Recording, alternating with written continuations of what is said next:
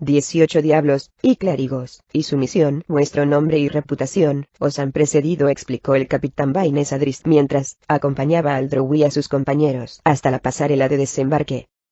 Ante ellos se alzaba la irregular silueta de Puerta de Baldur, la gran ciudad portuaria a medio camino de aguas profundas y Calimport.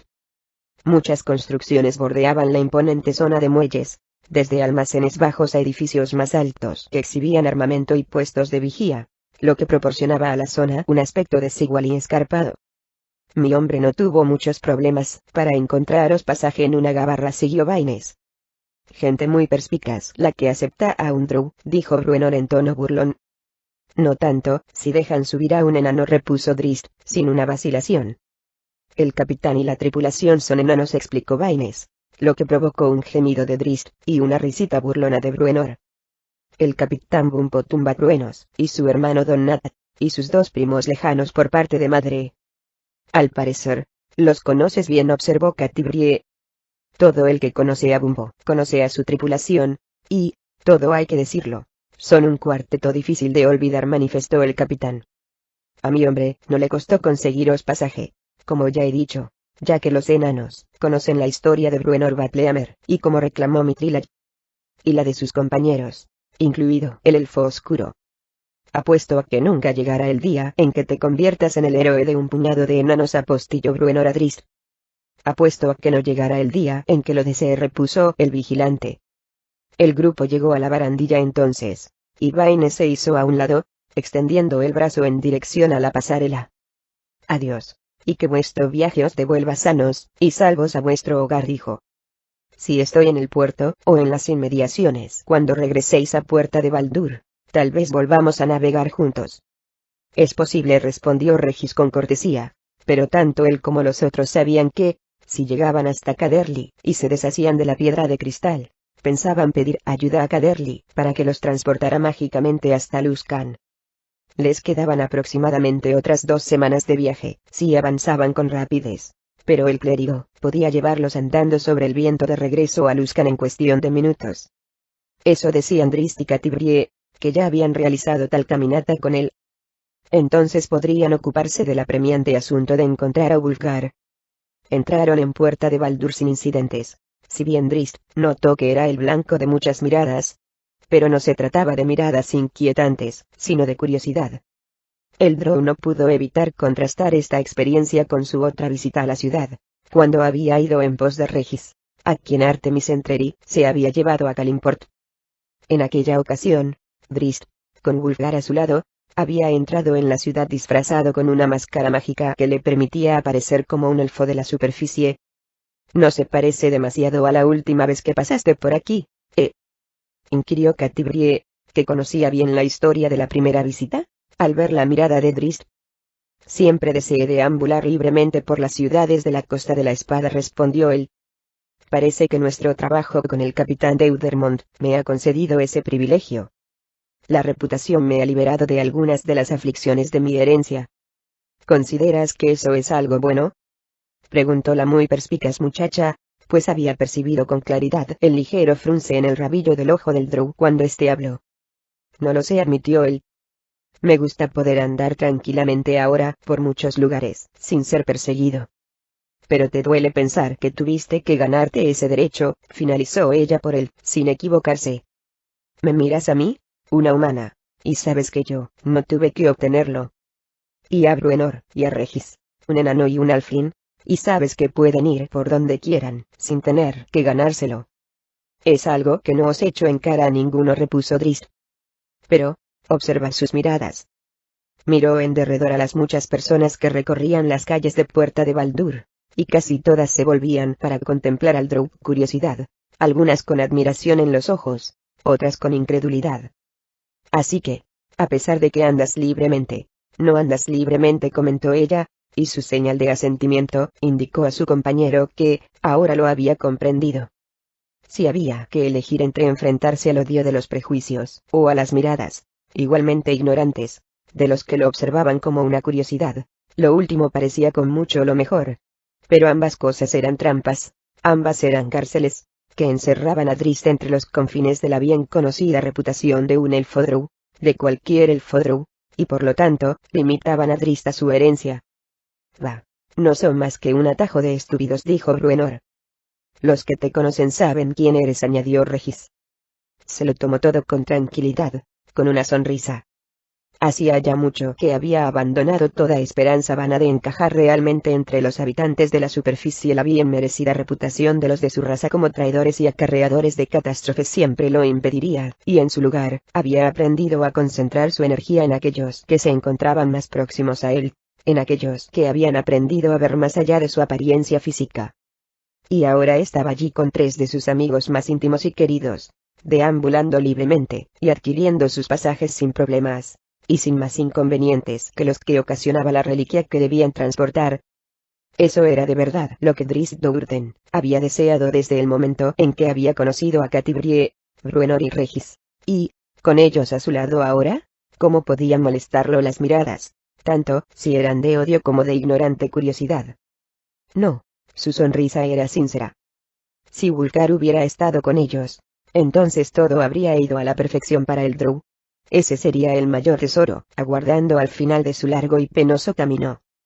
Raigi se frotó las negras manos mientras la diminuta criatura empezaba a tomar cuerpo en el centro del círculo mágico que había dibujado. No conocía a Gromfvaenre más que por su reputación.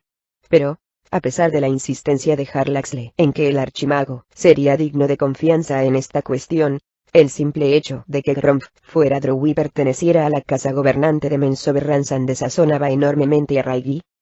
El nombre que Gromf le había dado era, según cabía suponer, el de un habitante menor y fácilmente controlable, pero Raigi no podía estar seguro hasta que la criatura apareciera ante él. Una pequeña traición por parte de Gromf haría que abriera un portal a un demonio importante, al mismo Demogorgon, y el improvisado círculo mágico que el hechicero sacerdote había dibujado allí en las cloacas de Kalimport no resultaría ni mucho menos una protección suficiente. El hechicero sacerdote se relajó un poco cuando el ser adquirió forma. La forma, tal y como Gromf había prometido, de un diablillo.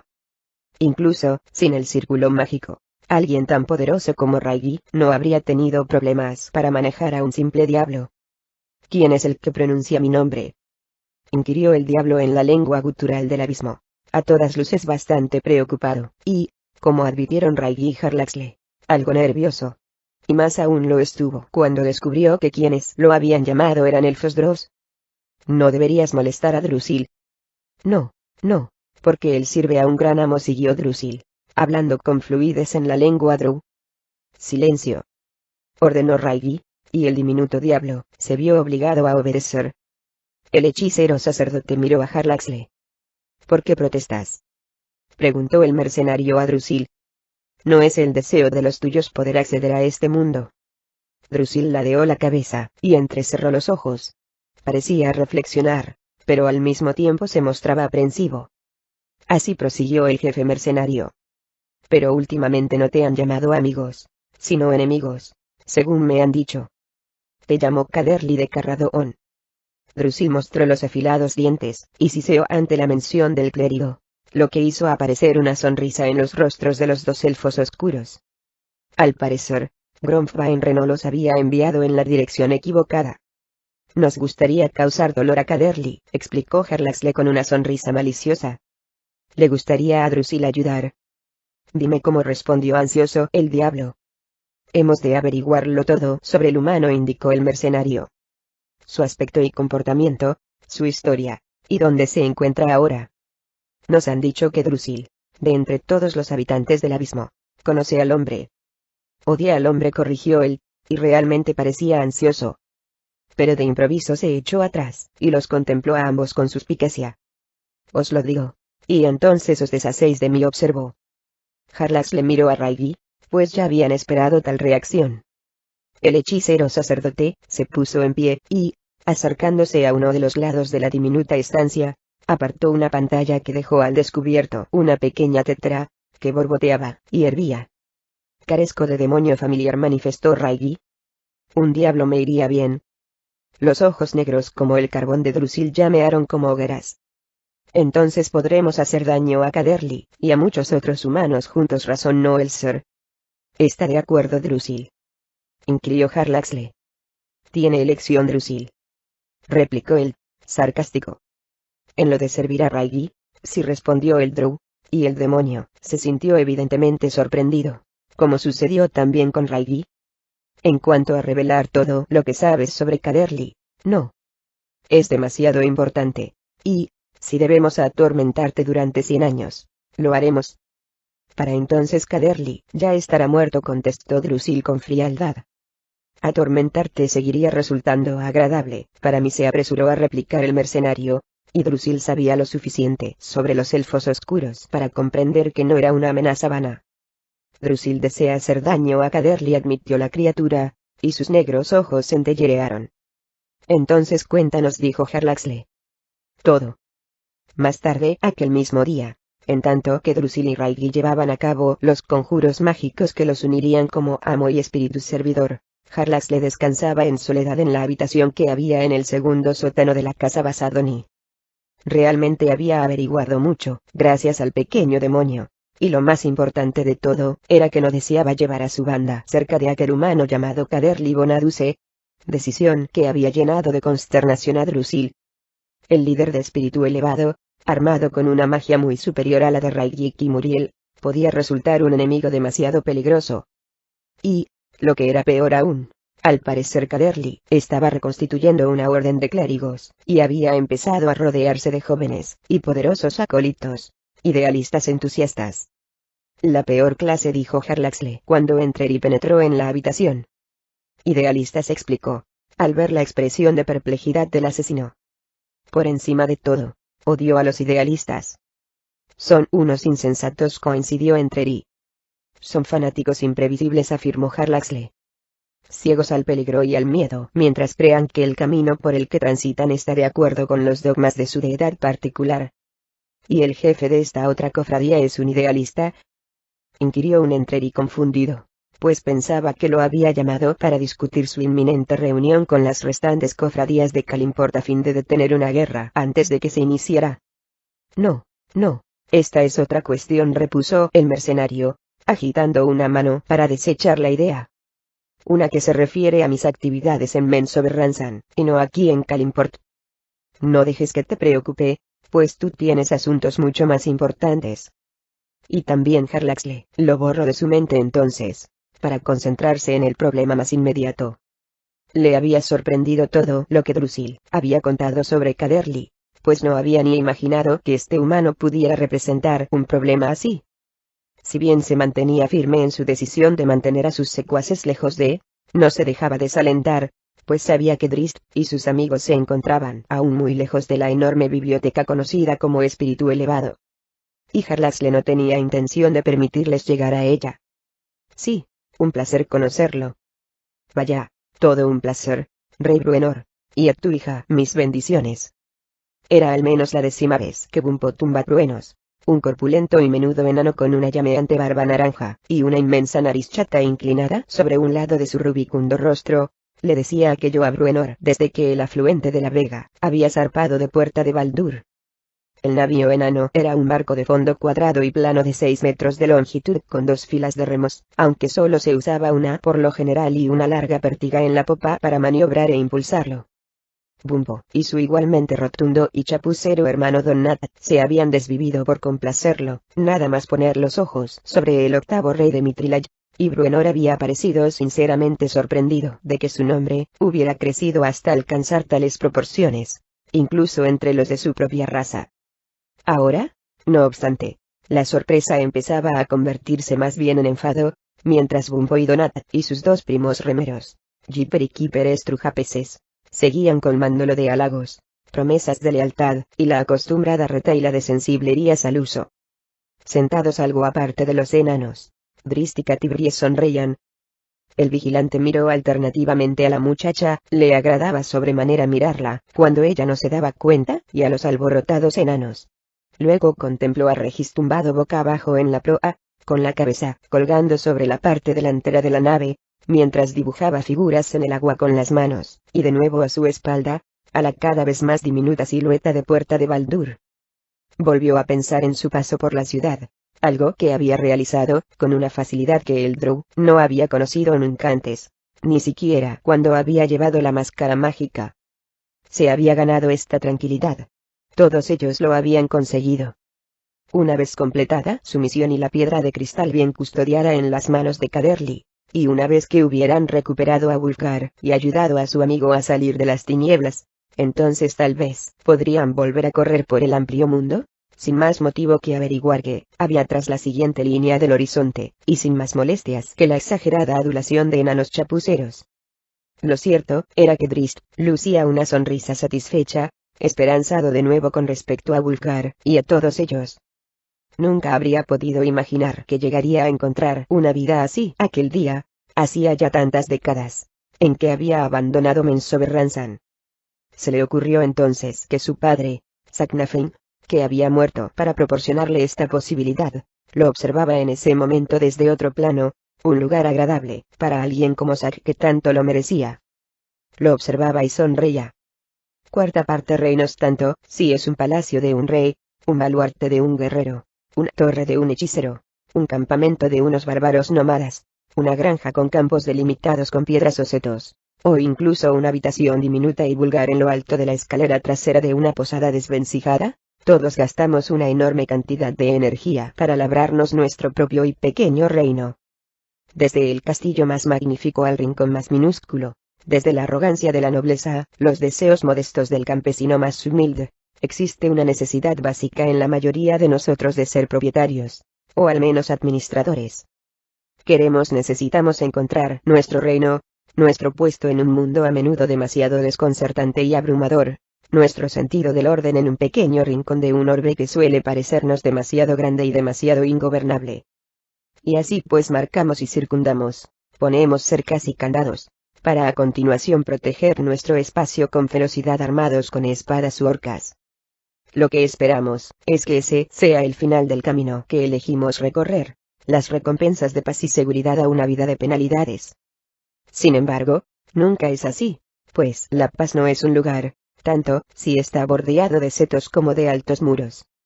El rey más poderoso con el mayor ejército en la fortaleza más invulnerable no es necesariamente un hombre de paz.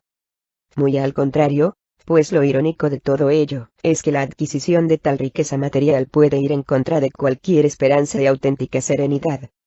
Pero, más allá de cualquier seguridad física, existe otra clase de malestar, a la que ni el rey ni el campesino pueden escapar. Incluso ese gran rey, incluso el más sencillo de los mendigos se sentirá, en ocasiones, invadido por la cólera inexpresable que todos padecemos a veces. Y no me refiero a una rabia tan intensa que no puede expresarse con palabras, sino más bien a una frustración tan escurridiza y penetrante que es imposible encontrar palabras para ella. Es el silencioso origen de arranques irracionales contra amigos y familiares, el causante del mal genio, y el modo de liberarse realmente de él no puede hallarse fuera de nuestra propia mente y espíritu. Bruenor excavó su reino en Mithril.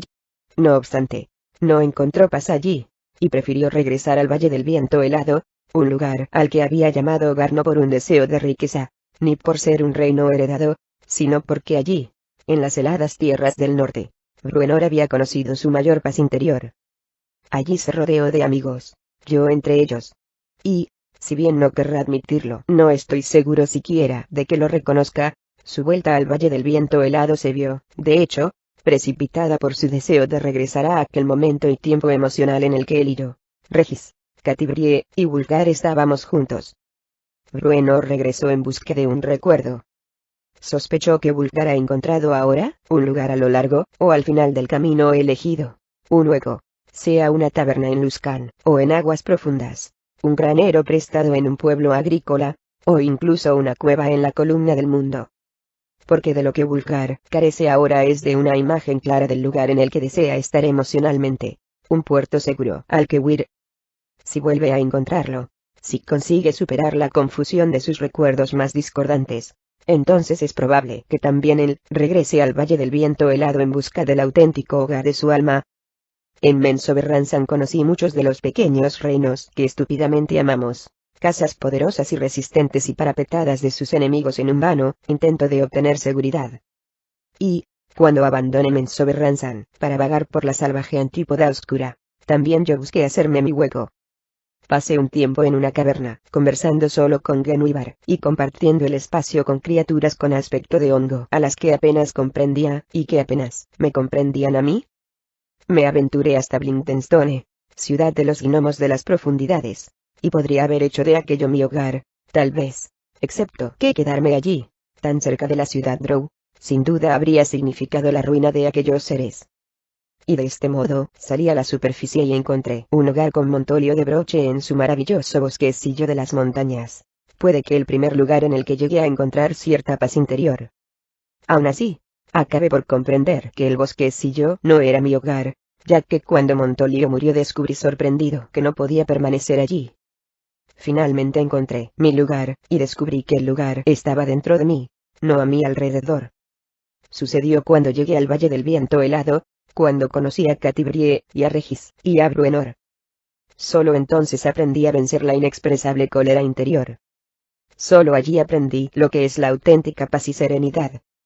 Ahora llevo esa calma conmigo, tanto si mis amigos me acompañan como si no. El mío es un reino del corazón y el espíritu, defendido por la seguridad del amor y la amistad sincera, y el calor de los recuerdos. Es mejor que cualquier reino erigido sobre el suelo, más fuerte que la muralla de cualquier castillo. Y, lo que es más importante aún, puedo llevarlo siempre conmigo. Espero y rezo para que Wulfgar acabe saliendo por fin de sus tinieblas y alcance este mismo lugar emocional. Drizzt Do'Urden.